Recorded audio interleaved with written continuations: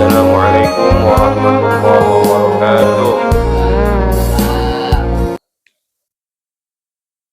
الفاتحة بنية الشفاء والصحة والعافية السلامة مع التوفيق والهداية وأن الله يرزقنا علما نافعا وعملا متقبلا ورزقا حلالا طيبا كثيرا مباركا فيه من غير تعب ولا نصب ولا مشقة إنك على كل شيء قدير.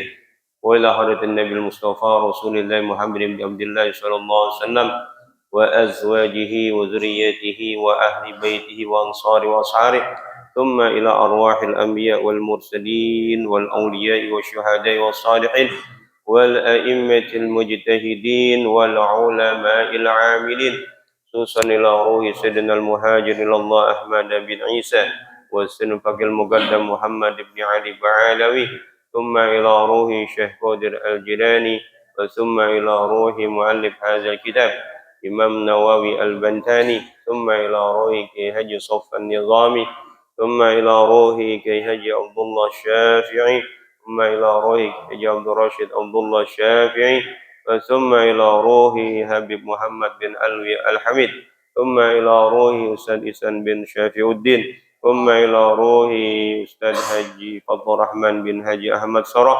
وأصولهم وفروعهم وذوي الحقوق عليهم أجمعين ثم إلى أرواح آبائنا وأمهاتنا وأجدادنا وجداتنا وأصحابنا وقرابتنا ولمن له حق علينا ولجميع المسلمين والمسلمات والمؤمنين والمؤمنات خصوصا إلى روح حجي سوي بن حجي بواسن ثم إلى روح حجي مرتع بن حجي ساوي ثم إلى روح حجي متاسم بن حجي ساوي ثم إلى روح حجي متمم بن حجي ساوي ثم إلى أرواح أهل جميع الحاضرين ثم إلى أرواح أهل مسجد نور الهداية أن الله يتبشم بالرحمة والمغفرة لهم الفاتحة. أعوذ بالله من الشيطان الرجيم بسم الله الرحمن الرحيم الحمد لله رب العالمين الرحمن الرحيم مالك يوم الدين إياك نعبد وإياك نستعين اهدنا الصراط المستقيم صراط الذين أنعمت عليهم غير المغضوب عليهم ولا الضالين آمين. الحمد لله رب العالمين والصلاة والسلام على أشرف الأنبياء والمرسلين سيدنا محمد وعلى آله وصحبه أجمعين أما بعد. Yang saya hormati para asatidzah, para hujjaj, tokoh masyarakat, orang tua bil khusus, orang tua kita Bapak Haji Effendi Ali, Bapak Haji Gunawan, Bapak Ibrahim, Bapak Haji Badingo, Bapak Haji Masudi, Bapak Zainuddin, Ustadz Ayatullah, Bapak Asmari, Bapak Haji Ahmad Akhyar, Bapak Haji Syuhada, Imam Salat Subuh kita, Bapak Ustadz Insinyur Husain Fauzi, guru kita Ustadz Namin Setiawan, Bapak Marzuki, Bapak Agus Salim, Habib Zain Al-Munawar, Bapak Haji Abdul Aziz, Bapak Haji Bakhtiar, Haji Warsono, Bapak Kelly Haska, Bapak Haji Yusmir Liharlan, Bapak Hasan Sabu dan seluruhnya jamaah Masjid Nurul Hidayah, bapak-bapak, saudara-saudara, ibu-ibu yang mohon maaf tidak menyebutkan satu persatu namanya, namun tidak mengurangi rasa takzim mahabbah saya pada bapak-bapak, saudara-saudara dan ibu-ibu sekalian. Puji syukur kita panjatkan kehadirat Allah Subhanahu wa taala yang banyak memberikan kita nikmat, yang kalau kita hitung nikmat-nikmat yang Allah berikan kepada kita, pastilah kita tidak sanggup menghitungnya karena banyaknya nikmat-nikmat Allah yang dianugerahkan kepada kita. Di antara nikmat-nikmat tersebut adalah nikmat iman, nikmat Islam, nikmat sehat wal afiyah, nikmat taufik wal hidayah, nikmat panjang umur. Yang karena dengan nikmat itu semua kita hadir di Masjid Nurul Hidayah ini dalam rangka melaksanakan kewajiban kita, yakni salat subuh yang kita laksanakan secara berjamaah, dilanjutkan dengan talabul ilmi.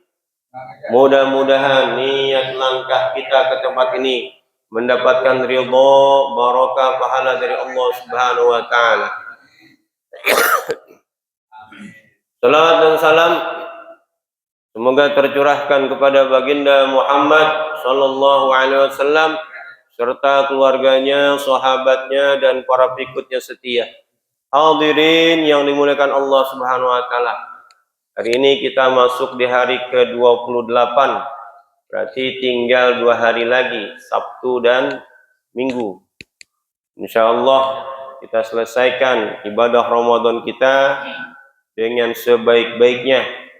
Dan memang di akhir-akhir Ramadan ini banyak saudara-saudara kita yang fisiknya mulai melemah, termasuk saya ya. Udah mulai batuk pilek ya. Kenapa? Ya karena memang begitu. Biasanya di akhir-akhir sudah mulai ada yang batuk pilek, ada yang tenggorokannya sakit. Kenapa? Makannya gorengan mulu, buka gorengan, minum es ya. Ntar apa sahur juga minum es. Pokoknya semuanya serba es, serba gorengan. Dan sampai dengan kemarin itu gorengan masih menduduki tingkat pertama dalam buka puasa di Masjid Nurul Hidayah. Benar nggak? Iya, selalu gorengan ya. Nah itu kan penyebab tenggorokan kita sakit ya. Tapi alhamdulillah kita masih tetap istiqomah menjalankan kegiatan Ramadan. Hadirin yang dimuliakan Allah Subhanahu wa taala, kita masuk pada pembahasan yang ke-25 daripada kitab Nasaihul Ibad. Qala Syekhul Musannif rahimahullahu taala wa adaman naf'a bihi wa bi ulumihi wa bi asrarihi fid darain. Al-maqalatul khamisatu wal 'ishrun. Qila al-muqirru bit taqsir ay bil ajzi 'anil ta'ah abadan mahmudun wal iqraru bit taqsiri alamatul qabul li annahu isyaratun ila adamil ujbi wal kibar ila akhirih wallahu ta'ala a'lam bis-shawab. Hadirin yang dimuliakan Allah Subhanahu wa taala, Imam Nawawi Al-Bantani pada makalah yang ke-25 ini memberikan satu penerangan sama kita. Qila, dikatakan al-muqirru bit taqsir, orang yang mengaku kekurangan. Kekurangan apa?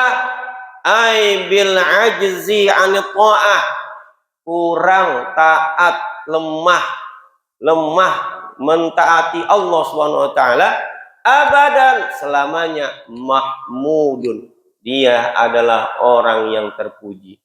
Artinya apa? Kalau kita mengaku merasa lemah merasa belum cukup taat kepada Allah Subhanahu wa taala, maka itu termasuk orang yang terpuji.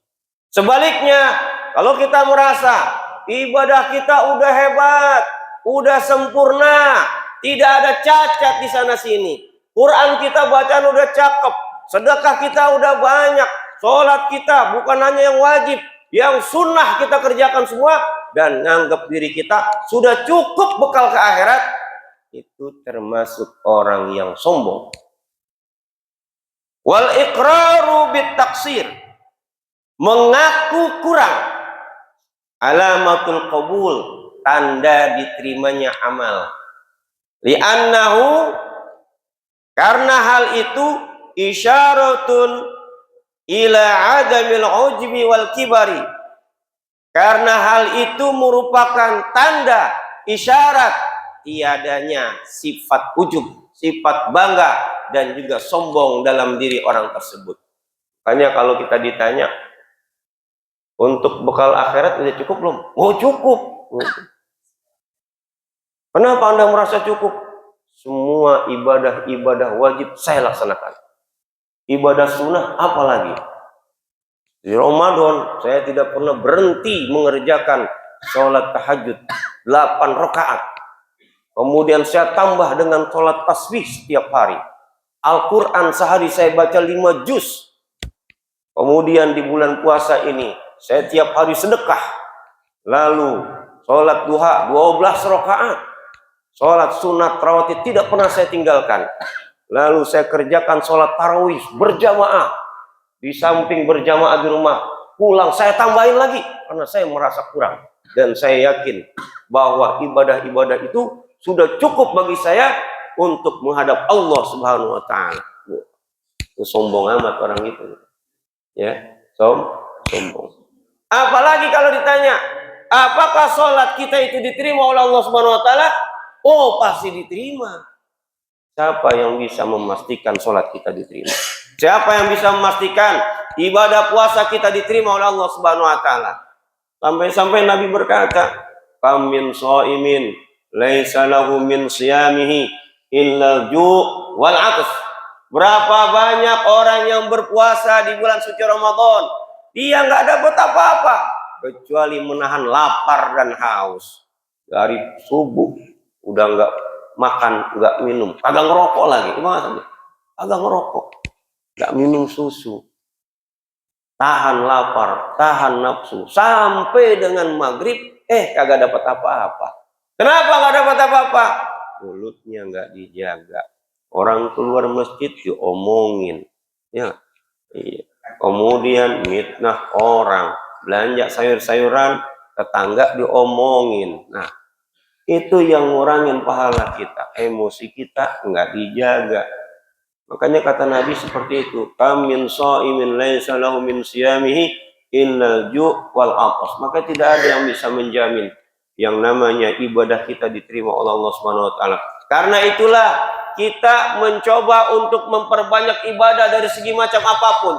Barangkali salah satu dari ibadah yang kita lakukan itu yang diterima oleh Allah Subhanahu wa taala. Bahkan Imam Al-Ghazali dalam kitab ini di awal-awal disebutkan bahwa dia dimimpin orang, semua ibadahnya nggak diterima oleh Allah. Nulis buku banyak, sholatnya nggak pernah tinggal, apalagi ngajar di mana-mana. Begitu ditanya sama Allah, kenapa kamu datang kemari? Karena saya punya ibadah. Dengan bawa apa? Haji saya, ngajar saya, sholat saya. Kata Allah, nggak diterima ibadah itu. Saya hanya menerima satu perbuatanmu ketika engkau membiarkan seekor lalat hinggap di penamu dan dia memakan, meminum tinta karena lapar. Dan kamu redho itu. Makanya aku terima ibadahmu. Gara-gara engkau membiarkan lalat minum tintanya. Bagaimana mungkin seorang pelacur yang tiap hari dia melacurkan diri, Allah bebaskan dosa-dosanya karena nolongin makhluk yang kita jijik. Apa tuh? Anjing. Karena itulah kita perbanyak ibadah-ibadah kita.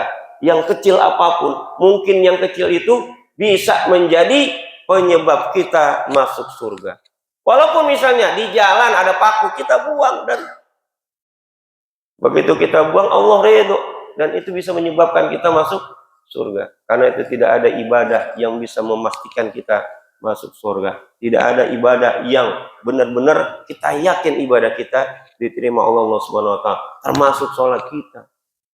Pernah suatu ketika orang Arab Badu datang kepada Nabi Muhammad SAW. Ya Rasulullah, saya pengen minta wejangan nasihatmu. Setiap hari saya sholat, tapi saya tidak pernah khusyuk mengerjakan sholat. Saya selalu mencampur adukan urusan dunia dengan urusan akhirat. Ketika Allahu Akbar, timbul dalam pikiran saya, bayangan saya dunia. Entar makan apaan, entar mau beli baju gimana. Semuanya itu ada sama kita. Benar-benar. Oh, udah Allahu Akbar, semua itu. Ya. Semuanya ada tuh. Apa di pikiran kita. Belum lagi Nabi Muhammad menjawab SAW, Ali bin Abi Thalib berkata, orang yang sholat model kayak begitu, gak bakal diterima sholatnya sama Allah Subhanahu wa taala. Kata Ali. Kemudian Nabi tersenyum. Wahai Ali, apakah engkau bisa mengerjakan sholat 2 rakaat? 2 rakaat saja. Yang kamu bisa khusyuk, konsen, dan tidak ada dalam pikiranmu, dalam hatimu itu dunia. Bisa ya Rasulullah? Nah, bukan berarti yang lain nggak bisa. Di situ ada sahabat-sahabat besar yang lain. Dan Rasul yakin bahwa sahabat-sahabat yang lain ini pun bisa. Baik kalau begitu, sholatlah 2 rakaat. Mulailah Ali bin Abi Thalib dengan berwudu. Walaupun dia dalam keadaan suci. Karena untuk diterima sholat itu mulai dari awalnya. Dari wudunya benar apa kagak? Gitu kan? Mulai dia berwudu.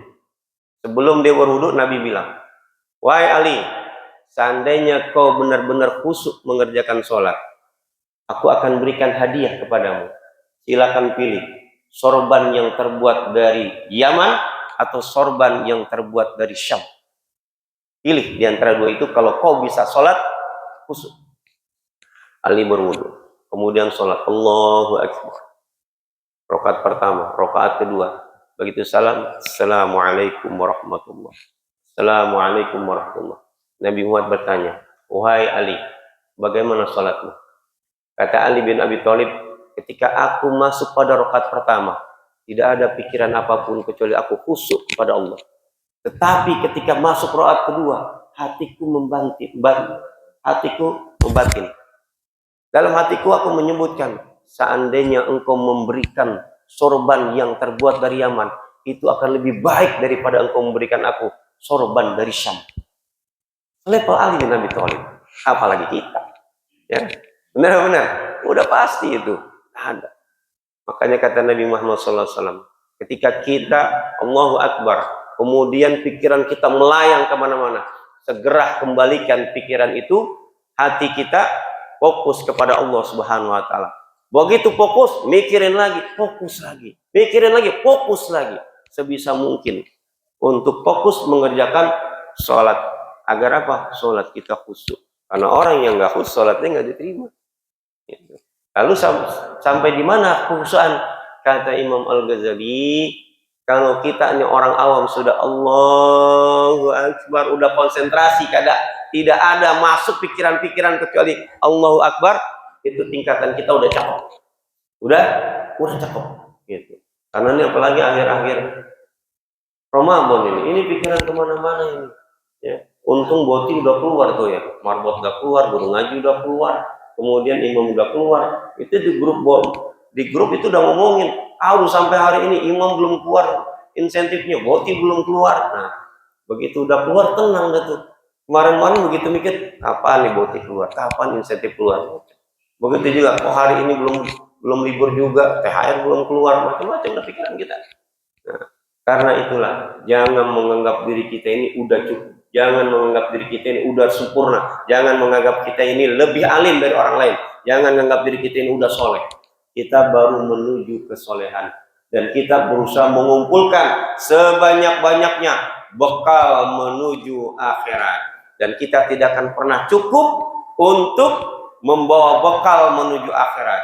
Makanya ada orang terbersit, Saya ingin menyumbang sesuatu yang nantinya ketika saya meninggal dunia, apa yang saya sumbangkan itu bermanfaat sama saya, mengalir terus pahala-pahalanya. Salah satunya nyumbang masjid. Salah satunya juga memberikan mushaf kepada para penghafal Al-Quran. Begitu juga memberikan sedekah kepada rumah sakit, kepada sekolah, dan lain sebagainya. Begitu juga kita ngajar, ajarin Al-Fatihah. Satu aja mau orang. Al-Fatihah ajarin. Terutama siapa? Mana ajarin? Ajarin sholat. Begitu anak baca Fatihah, begitu anak sholat, ngalir sama kita. Anak tuh jadi guru, ngajarin lagi. Semuanya tuh. Ya.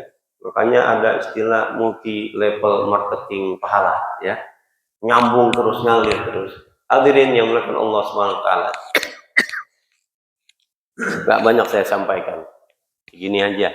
Yang penting kita berusaha untuk mengamalkan, mencari seluruh kebaikan-kebaikan agar kita bisa pulang ke kampung akhirat dengan membawa bekal yang banyak, walaupun belum cukup, belum sempurna. Dan juga kita berusaha menyempurnakan sholat kita yang belentang-belentong, yang masih banyak pikiran. Begitu juga kita berusaha menyempurnakan bacaan Al-Quran kita. Begitu juga kita berusaha untuk menata hati kita, yang di dalam hati kita masih ada sifat ujub, sifat sombong, riya, sum'ah, macam-macam dah sifat-sifat buruk di hati kita. Kita coba sedikit-sedikit menghilangkan. Mudah-mudahan yang sedikit ini bermanfaat, terutama buat saya dan jamaah pada umumnya. Dan dalam kesempatan ini pula saya atas nama pribadi memohon maaf apabila dalam penyampaian saya mulai dari awal Ramadan sampai dengan hari ini ada kata-kata yang tidak disukai oleh jamaah, ada kata-kata yang menyakitkan, ada kata-kata yang menyinggung. Tapi yakinlah tidak ada maksud dalam diri saya untuk menyakiti, untuk menyinggung jamaah sekalian. Hal itu semata-mata untuk menasihati diri saya sendiri yang banyak kekurangan, dan juga menasihati teman-teman saya, sahabat-sahabat saya, jamaah Masjid Nurul Hidayah. Mudah-mudahan Allah menerima amal ibadah kita mulai dari Ramadan pertama sampai nanti di Ramadan terakhir, dan mudah-mudahan kita bisa berhari raya tanpa kekurangan, baik kekurangan harta maupun kesehatan kita. Lebih kurang mohon maaf. Billahi taufiq wal hidayah. Assalamualaikum warahmatullahi wabarakatuh. Al-Fatihah. Bismillahirrahmanirrahim. Alhamdulillahi rabbil alamin. Ar-Rahmanir Rahim. Maliki yaumiddin. Iyyaka na'budu wa iyyaka nasta'in. Ihdinas siratal mustaqim. Siratal ladzina an'amta 'alaihim ghairil maghdubi 'alaihim waladdallin. Astagfirullahaladzim, astagfirullahaladzim, astagfirullahaladzim.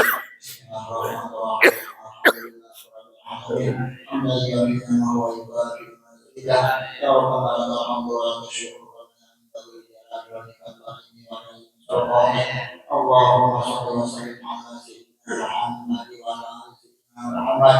Allahumma zidna ilman warzuqna rahman. Allahumma inna bi'ilmi wa inna bi'taqwa. اللهم اعطنا الهدى واجعلنا ممن يشاء رضاه ولا تؤمنا ولا سواك ولا تجعلنا ممن خالق امرك واسواه وحسبنا الله ونعم الوكيل ونعم المولى ونعم النصير ولا حول ولا قوه الا بالله العلي العظيم. اللهم انا نسالك رضاك والجنه. امين الله. امين. اللهم انا نسالك رضاك والجنه. امين. امين. اللهم انا نسالك رضاك والجنه. امين. آمين. اللهم انك عفو تحب العفو فاعف عنا. آمين. اللهم انك عفو تحب العفو فاعف عنا. اللهم انك عفو كريم تحب العفو فاعف عنا يا كريم. ربنا آتنا في الدنيا حسنة وفي الآخرة حسنة وقنا عذاب النار. وصلى الله على سيدنا محمد وعلى آله وصحبه أجمعين والحمد لله رب العالمين. صلى الله على محمد صلى الله عليه وسلم.